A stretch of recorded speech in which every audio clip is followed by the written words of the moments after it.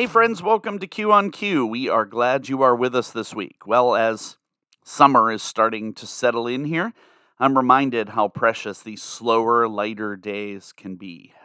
Our schedules have shifted, the routines are a little bit more relaxed, and suddenly we find ourselves with these little pockets of time.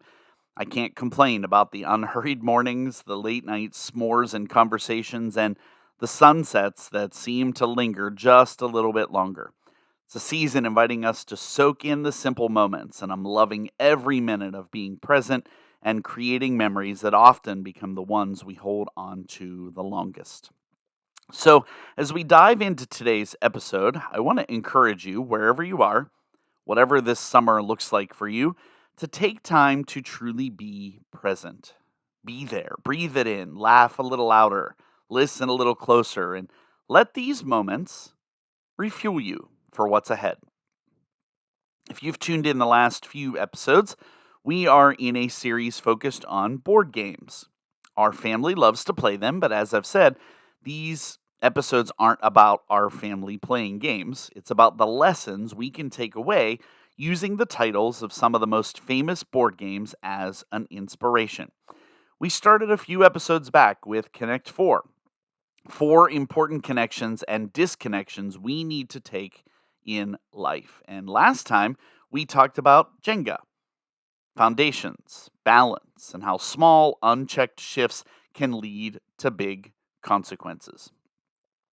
Well, today we're going to shift to a game that I loved as a kid and a young adult. I can't say I play it much today, but that game is checkers. There's something so simple, yet so enjoyable about a game of checkers. The plain board of 64 squares, red and black, or sometimes white and black, depending on the manufacturer, identical pieces facing each other, and only one real objective: keep moving forward. Unlike so many games out there, there are no super complicated rules, no major power pieces, no super elaborate strategies, just simple moves, one after another, building forward towards victory. And yet, beneath that simplicity lies a powerful reflection of life itself. Because every day, we are making moves, sometimes cautious, one step at a time, and sometimes bold, leaping over obstacles in the way, all shaping the future we're stepping into. You've heard me reference the importance of the small stuff in life many times. Well, in life, like the game of checkers, most of our progress doesn't come from dramatic leaps or headline making moments. Instead, it comes from 1,000 small choices. You don't start the game by just jumping a bunch of pieces and winning. You start by jumping one or moving one. It's the quiet discipline.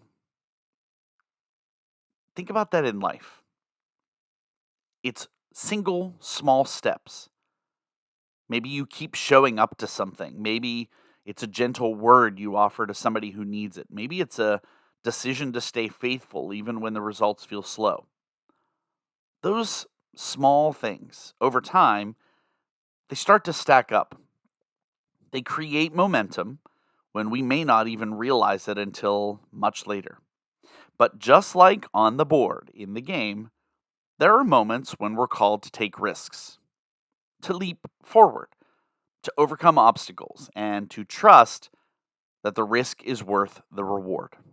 And other times we wrestle with the temptation to slip backward, to fall into old patterns or comforts that feel familiar, but that ultimately slow our growth. In every season, the moves we make matter far more than we often realize. So today we're going to explore how this simple game of checkers can teach us some profound lessons about life, including growth, courage, and even faith. Because whether you feel like you're advancing, standing still, planning your next strategy, watching your pieces disappear, or picking up the pieces after a loss, the board isn't finished. Your next move still matters. When most people think of success or major breakthroughs, they picture grand sweeping moments. I talk about this a lot. We equate success with huge decisions that worked in our favor, major events or celebrations, maybe a life altering shift towards something in the future. But the truth is, most of life is built not on monumental leaps, but on small, quiet moves made consistently over time. Think about the start of a game of checkers. You start out with simple moves. I don't know anybody that could, unless somehow they figured out a way to make pieces move magically. Figured out a way that you could move on the first turn and win the game. It's really built by steadily inching your pieces forward. You position them carefully, but then you stay attentive to what's unfolding. Life operates much in the same way. It's easy to underestimate the power of those small choices. Maybe it's waking up early to read, reaching out to a friend, choosing to listen instead of reacting, or maybe offering grace when it's undeserved. These don't seem like headline moments, but like those steady moves across the board, one at a time, they shape our direction and build something far stronger than the short lived excitement of a dramatic leap. Small choices shape character, and over time, character shapes destiny. I want to say that again. Small choices shape character, and over time, character shapes destiny. Most of the world today glorifies instant results and overnight success. So it's easy to become discouraged when progress feels slow. But scripture reminds us that God often works through the slow, steady process. Listen to these words from Galatians 6:9. It says, "Let us not become weary in doing good, for at the proper time we will reap a harvest if we do not give up." In other words, Paul is telling the church in Galatia they need to keep doing good, even when results don't immediately happen. God sees your labor, and in his perfect time, you'll reap the reward, so don't give up. The harvest rarely comes overnight. It comes to those who stay faithful in the quiet, ordinary moves. Small moves also create habits, and habits create momentum. The person who chooses to speak encouragement every day slowly becomes known as someone who uplifts others. The one who commits to small acts of discipline begins to walk with quiet confidence, and the one who takes even the smallest daily steps of faith begins to experience deeper trust in God's guidance. Every move may feel insignificant on its own, but together they create a powerful trajectory. I've heard it said many times that we become the sum of our daily choices. In checkers, you don't see victory in the first 5 moves. You see it after a series of steady, patient, and intentional moves. In life, too, those small investments in your relationships, your faith, your personal growth, and your calling begin to shape a life of real substance, one small move at a time. So, before we even talk about the bigger leaps or the major risks, we have to start here. What small moves are you making right now? What daily habits, attitudes, or disciplines are quietly positioning you for what's next? Because ultimately, small moves will set you up for strong lives. But I know it is easy to talk about all of that and not realize there also comes a point in every game and in every life when small steps aren't enough. The board changes, the game is headed in a new direction. Maybe in life, an opportunity presents itself, and in that moment, you face a decision. Do you stay where you are, safe and comfortable, making those small moves, or do you take the leap? Let's talk about the risk and reward of bold jumps. In the game of checkers, you win by moving forward, but you often advance the fastest by making bold jumps, leaping over obstacles and landing in a stronger position. But every jump carries risk. Miscalculate, and you could end up vulnerable, exposed, or lose a piece altogether. We weigh risk versus reward. The same is true in life. Bold moves offer the chance for tremendous growth, but they also carry uncertainty. The challenge for many of us is that bold jumps require trust. You're never guaranteed how things will turn out on the other side. We second guess ourselves and ask lots of questions like, will I regret this decision? That tension often causes us to freeze. We might feel paralyzed between desire and fear. Yet the truth is, some of the greatest growth in our lives happens only when we're willing to move forward without having every answer beforehand. I remember a time in my life several years ago when I was stuck on something. I had a clear path to move forward, at least I felt like it, but I knew it would need to start small and may take hard work. I was reminded of a verse in the book of Joshua, chapter 1, verse 9, where God tells Joshua something as he prepares to enter the promised land. He says this: "Be strong and courageous. Do not be afraid. Do not be discouraged, for the Lord your God will be with you wherever you go." It's a reminder that courage isn't the absence of fear, it's choosing to act despite the fear, trusting that God walks beside you. Whether it's starting something new or letting go of something old, there's times when staying where you are simply isn't an option. There's also a misconception that bold moves must always be big and flashy. Sometimes the boldest leap is an honest conversation, a quiet admission of weakness, a willingness to forgive somebody who deeply hurt you. Boldness isn't about impressing others, it's about aligning your actions with your values, even when it's hard. Of course, bold jumps don't guarantee instant success. Sometimes you leap and still face struggle on the other side.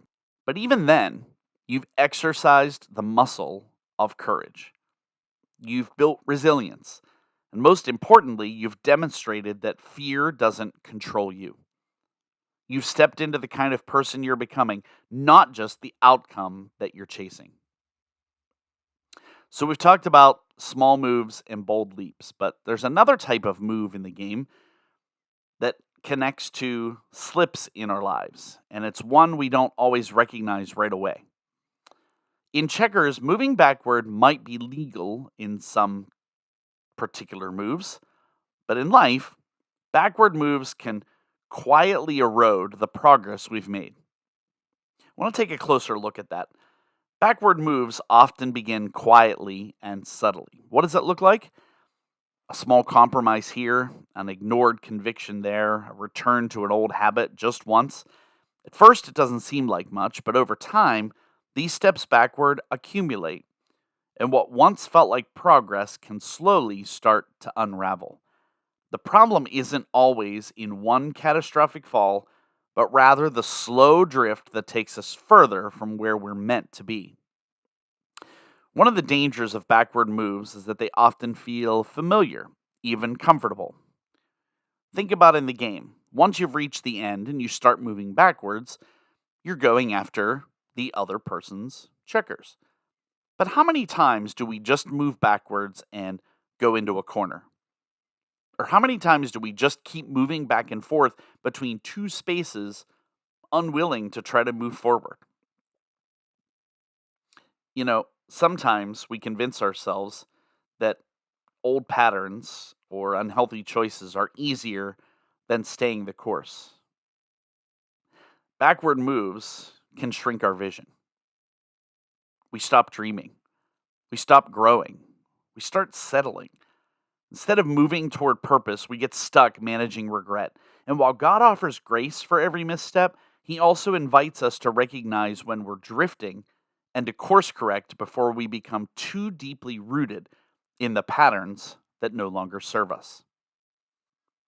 But here's the hopeful truth: backward moves don't have to define you. The moment you recognize the drift, you can begin again. Every day is an opportunity to turn back towards purpose. God's grace is always big enough for a course correction, and His mercy is new every morning. The key? Honesty. Recognizing the backward steps before they compound into something harder to reverse. The trust is that the cost of moving backward isn't just lost progress, it's lost potential. But when we stay mindful and attentive to the direction we're heading, we can catch ourselves sooner.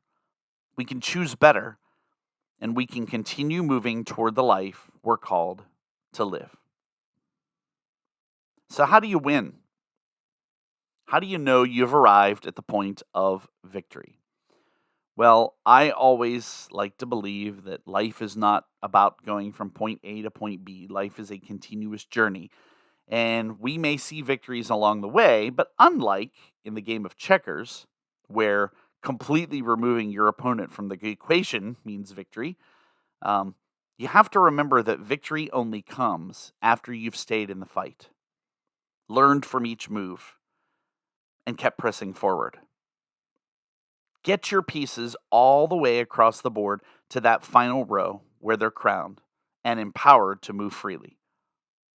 Life works that exact same way. The true reward isn't seen in the middle of the journey, but in the endurance to keep going, learning, and growing, even when the path feels long. Staying faithful in the daily moves, that allows us to reach places we never imagined, places where our growth and perspective can be multiplied. Yeah, life's victories often take longer than we expect.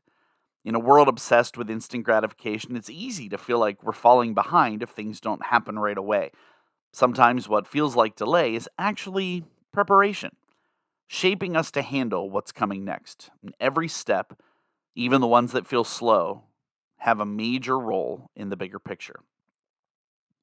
But when you've built your life on intentional moves in a manner that is steady, courageous, and forward focused, you've also built the wisdom and the strength to handle those moments well. You start living with a confidence that isn't based on perfection, but on progress.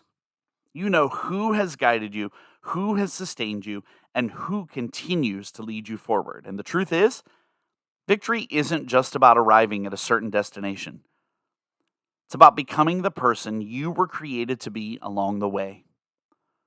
Somebody marked with grace, wisdom, resilience, and faith. Someone who can look back at the board of life and see the pattern of steps, some small, some bold, some hard, that together created a beautiful story of growth. You know, it's kind of funny. Most of us start life assuming success is always about making the right move. And if there's a perfect strategy, we just need to figure that out, right? But life doesn't really work like a clean game board, does it? We don't always get to control who moves first, which pieces are lost, or how the board looks at any given time. What we can control is the intention behind our moves, the decision to keep playing with the right intention in mind. Sometimes you feel stuck. Sometimes you'll feel like you're finally making progress, only to be knocked backwards by something you didn't see coming. And sometimes you'll wonder if all the small steps you're taking are ever going to add up to anything meaningful. That's real. That's honest. But what's also real is the truth that every small decision to stay faithful, every hard conversation you have, every risk you take to live more aligned with your purpose, these are the moves that shape your life. There's a certain kind of peace that comes when you stop trying to force life into a tiny formula that's perfect and instead focus on being the kind of person who's ready for whatever the board brings.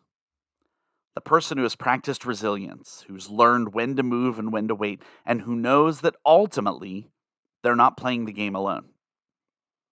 God's grace fills in the gaps where we stumble, and His wisdom can guide us when we feel lost. It doesn't mean we live life always throwing the game with intentional bad choices, but that when we slip up, it's not the automatic end to the game that throws all the pieces away. So when you step into this week, maybe you have to face some decisions. Maybe you'll navigate some setbacks, or maybe you'll just feel like you're in the endless middle of the board. I want you to pause and take a breath and realize you don't have to win today. You just have to keep moving with purpose and trust that one faithful move at a time, Your life is being built into something far greater than any one moment can capture. Well, next time we're staying at the game table, but we're shifting to something with a bit more strategy and a little more risk and a lot more about where we aim our focus. Life isn't just about making moves, it's also about aiming for the right targets. So, in our next episode, we're going to talk about life lessons learned from Battleship. We'll explore how easy it is to fire off energy, time, and focus at the wrong things, and how to recalibrate your aim toward what really matters. Because you can stay busy making moves, but if you're not aiming well, you might be missing your purpose entirely. Well, that's all for this week's Q on Q. As always, I really do appreciate you tuning in. We'll see you back here next time when we'll have more for you on Q.